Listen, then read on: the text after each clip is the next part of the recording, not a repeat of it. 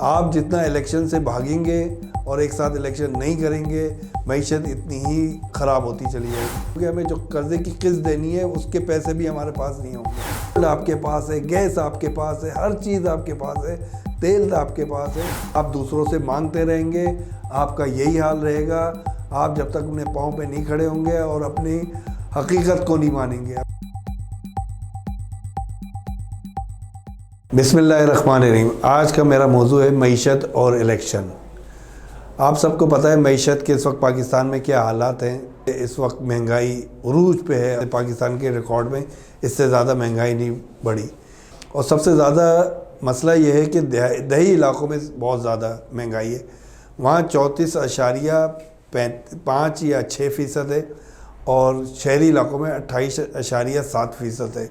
अब इस महंगाई को समेटने के लिए, इस महंगाई से भागने की, दूर होने के लिए हमें क्या करना चाहिए।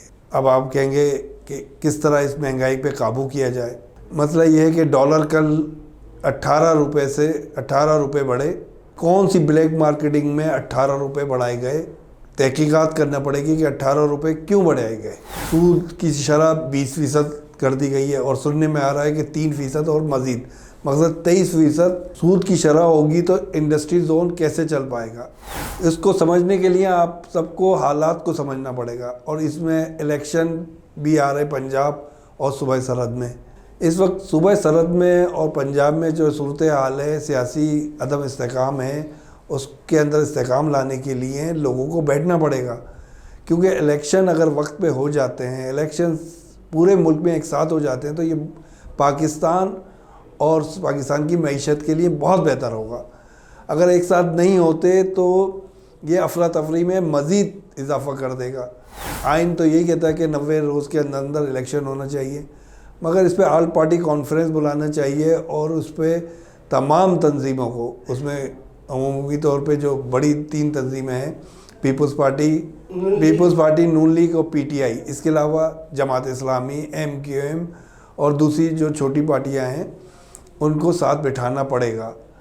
मईशत इस वक्त बहुत बुरे हालात से गुजर रही है। मईशत में कोई चीज़ समझ लेगी नहीं आपसे। आप जितना इलेक्शन से भागेंगे और एक साथ इलेक्शन नहीं करेंगे, मईशत इतनी ही ख़राब होती चली जाएगी।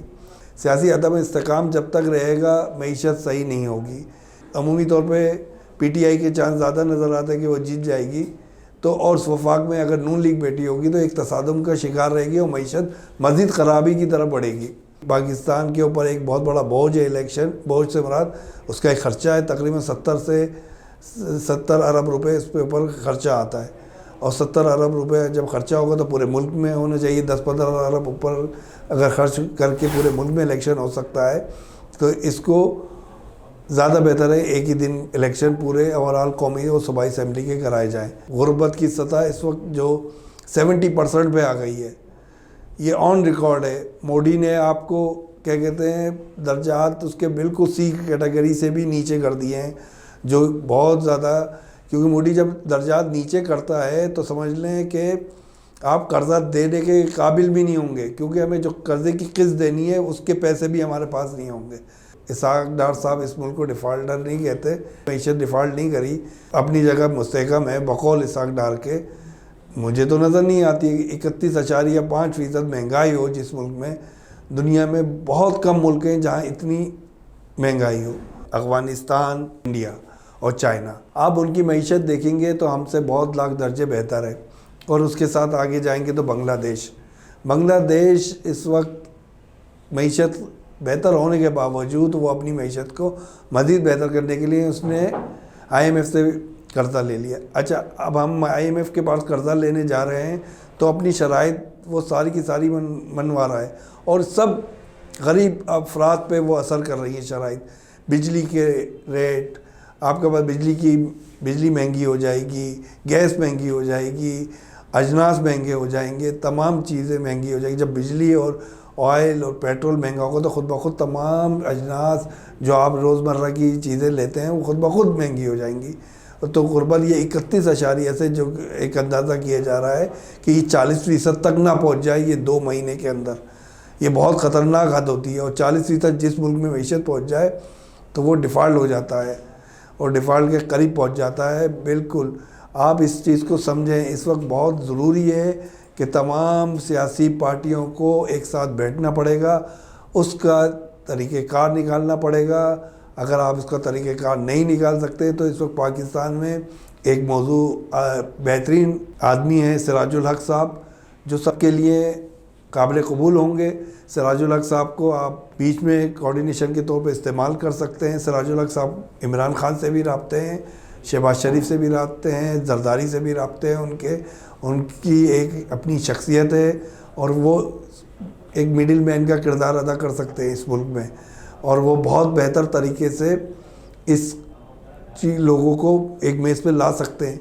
और इस मेज़ पे लाने के बाद एक दिन इलेक्शन कराया जाए, थोड़े से 10-15 दिन, 20-25 दिन, अप्रैल या मई तक इलेक्शन अगर हो जाते हैं तो इलेक्शन का ऐलान हो जाता है तो हमारा मुल्क खुद ब खुद मुस्तकम हो जाएगा। और नए बजट पे, नया जो बजट जून में आना है उस पर आसानी पैदा हो जाएगी।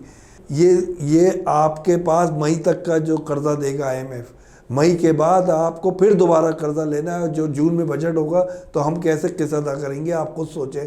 जून में हमें पूरे मुल्क की चीज़ें हमें दिखाना पड़ेंगी, अपनी मईशत को बेहतर दिखाना पड़ेगा तो वो कर्ज़ा देगा, वरना आपके पास कोई चांस नहीं, क्योंकि आपके पास किस्त देने को पैसे नहीं हैं। आपके पास टोटल जो अकाउंट में है 3.5 अरब रुपए आपके पास पड़े हुए हैं, डॉलर जो आपके स्टेट बैंक के पास हैं। 5-6 अरब रुपए प्लस वो करते हैं जो कमर्शियल बैंक के पास हैं।